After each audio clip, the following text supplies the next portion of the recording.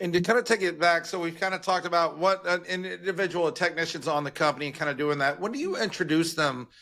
Is it during the onboarding of a new technician or a new hire? Do they kind of get implemented into the workforce program at that point, or do you give them 6 months on the job before they start getting follow-on training, or what does that look like? How is that process managed from beginning, from onboarding into the next certification? Go ahead, Tom. I'll answer second.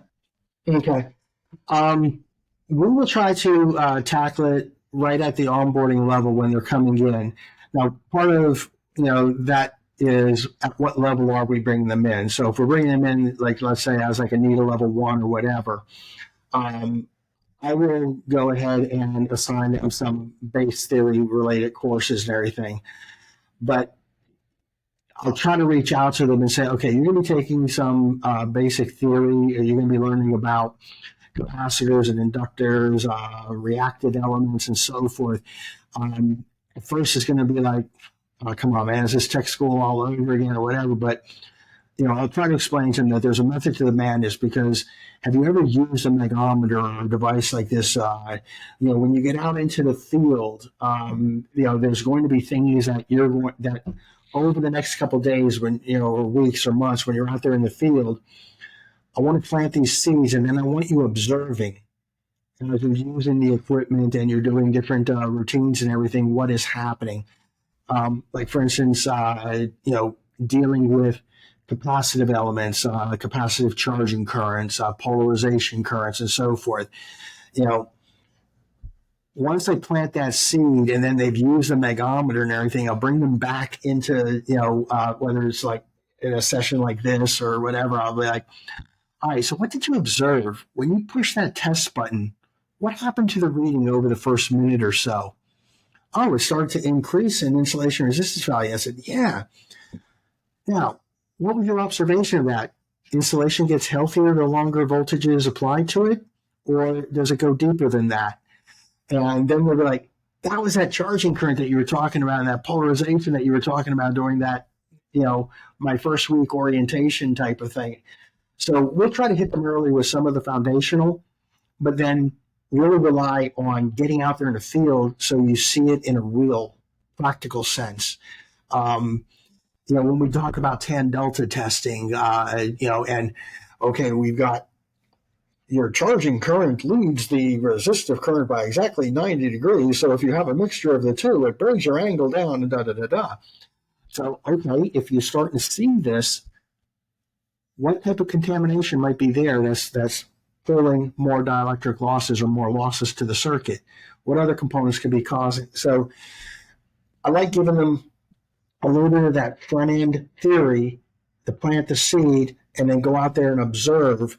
And here again, like some of the training courses, it's not a one-time playthrough. You play it through the first time as like a level 1, you get certain information. After you've been out in the field and you've done a little bit of this testing and you've observed a little bit, you play it a second time and then more lights are going on. You play it a third time and then it's like, voila, I got it. Now I can actually make recommendations on test results. Yeah. So that's kind of the way we try to approach it, is installments, but planting the seed, letting it grow, planting the seed, letting it grow. Is there a baseline assessment? So whenever you get an onboarding done and you're like, just to kind of get a general level of knowledge assessment, do y'all do anything like that to kind of establish a baseline for their training curriculum and syllabus moving forward? Definitely working harder on that. Here again is building those assessment exams and everything. So when they come in, do a couple of these assessments. And again, I'm not really, it's sort of like a pre-test. Yeah. I don't care what you score. You're a winner anyway, because what I'm trying to do is flush out which direction to guide you. There's no sense, guiding you into courses that, based on the assessment, you might as well be teaching it, so I don't want to waste your time, but I do need to build out a lot more of those, and then just flush out where the opportunities and the gaps are. And again, sell the message, because how like a lot of people, oh my God, he wants me to take a test, I'm being judged. Yeah. No losers in this one. Everybody's a winner in this one. All we're trying to do is identify and point you in directions that are complement to you, and not waste of your time. It seems like it would just be a great way to kind of establish like what right looks like, and then to be able to build out like a specialized one-on-one training curriculum from that person based off that knowledge test itself. Mm-hmm. So, do you guys have anything like that, Tom? Yeah, I just wanted to kind of touch on the assessment real quick. I thought it was neat. So from a different perspective, from like a course creation perspective, right? For the in-person courses, we have pre-assessments basically, and they don't have a passing score. You just take it, and we use them in a way almost to scare people. The reason is because like who's ever heard of guys that go to training and they're like, yeah, I got drunk, I got wasted every night, right? And they show up next morning, they're just a zombie, they're not learning anything. So we use it as almost like a tool, like, hey, this is what your final's going to look like. And then they literally grab their britches, you know what I mean? Our courses, we don't design them to be easy, right? We design them so that way people get something out of them. We do have a failure rate for our courses. Most of our courses is anywhere from 60 to 70% people pass, right? So that means 30 to 40% fail. And they can retake them or whatever. There's that avenue to talk about too. But I just wanted to go on that. There's multiple different ways to structure these programs, is my point. And that was one way that I think has been really effective for us. Micah, to answer your question about like new hires, like if we're going to hire someone directly, we honestly, from a training department perspective, we don't do too much until we have manager involvement. So Gotcha. The managers are the ones who determine their schedules and everything like that. So they're the ones who determine how much devotion these people can have to hours throughout their week time. So they're the ones who determine that. If they want help, they'll reach out and we'll say, hey, I would look at this. If they got a guy who's going to come on board and say he was at another company and he's, need a technician, they want to have him take his 2 or his 3, we'll get him turned into one of those webinars that we do quarterly, so that way he could show up hopefully for that.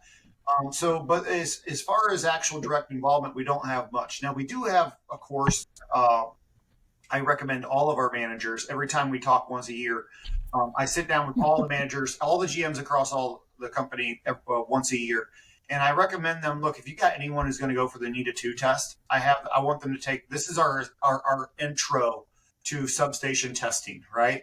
And I think this is a very valuable course for any of those guys. Unless they're an engineer, you're just wasting their time, right? So there's different ways to approach it. We are looking at possibly having some kind of a boot camp like some of the other companies have. Like Eaton has a full, and I'm just picking on Eaton, but there's other companies, right? They have like a 2-week or a 3-week boot camp. They send their guys down to, I think, Houston, Texas, or something like that.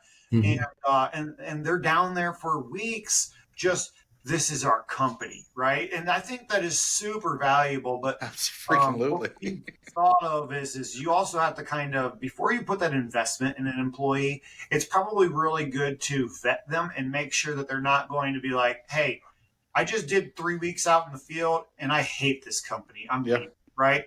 And so we're looking at maybe structuring our boot camp in a way that allows that vetting process to happen. But we'll see how the gears turn on that in the coming months. And like I said, and it is different because of the economies of scale. Like I said, it's easier for Thomas to go out there and try to implement it at 1 to 120. But when you're dealing with 1,200 techs or something like that, it's definitely more substantial. I really like the pre-assessment because, as we bitched about it earlier, if you will, all these evolutions are cost centers that cost time and money. And talk about, oh crap, like I am being assessed. This is my baseline, and only about 70% at best graduate. Now you're putting some impact behind it. So putting that priority on it, I think, is huge. And to your point, sorry, another note just to throw out there, right, is I like to say, for example, think about your kids, right? Your kids, we have public schools here in the United States, right? Public school, that doesn't mean that it's the school's responsibility to raise that kid. It is the parent's responsibility to raise that kid. And so when you start moving to like a big corporate company, you have to say, hey, no, the onus is upon the manager, Okay. Mhm. It is the manager's responsibility to develop the careers of his technicians. Now, we are a tool in your tool bag, and reach out to us and we will gladly help you. That's why we build this content. We cannot facilitate the needs of every single manager across the company. And therein lies the economies of scale and getting the buy-in, like you said, from Yeah. management and everything else. And that's why I think this is a really cool conversation to see it based on the scale of the companies, where Thomas can go out and say, "Okay, I've got the ear of the CEO. I can get out here. I can turn and burn. Let's put some capex behind it. And let's execute." You have to follow the bureaucratic chains and fight the corporate entities that be, Tom, on that front. And so it's definitely two different scales, and I think it serves the broader audience for that reason. So I'm Sure. loving it. Tom hit it just. I love the point that you made about we are a tool. We are a resource. If anything, you are my internal customer. You are my client. Yeah. I'm a resource to you. Excuse me.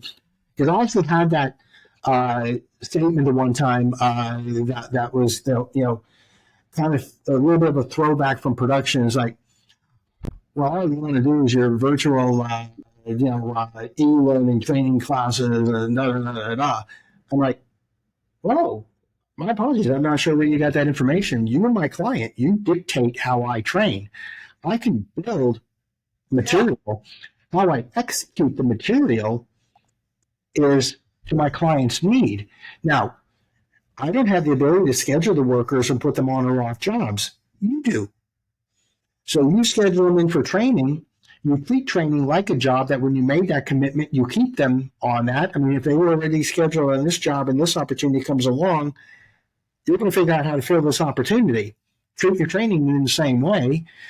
Ask for that we implement it in a live, hands-on environment, and that's what I'm going to deliver because you're my client. Now, if you don't uphold your end and you're not taking your responsibility in scheduling and putting butts in my seat, for me to do my job then, as your service provider in training, then I'm going to resort to, well, then how else can I get this information out to them? And that's going to be through the virtual and the online. But I work for you. You're my client. If that's what you want, then you support it. Man, thank you.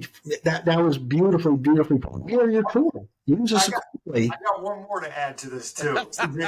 So at Power Test, I did a safety presentation, and one of the things I said in that safety presentation was your employees only know as much as you have given them, right? So look, I mean, most employees don't go home and study, right? They don't, right? Most employees only know what their boss or their company has taught them at work. So is that enough? Right? Like, as a manager, ask yourself traditionally that question. conservatively say no. No, that is awesome. That is awesome.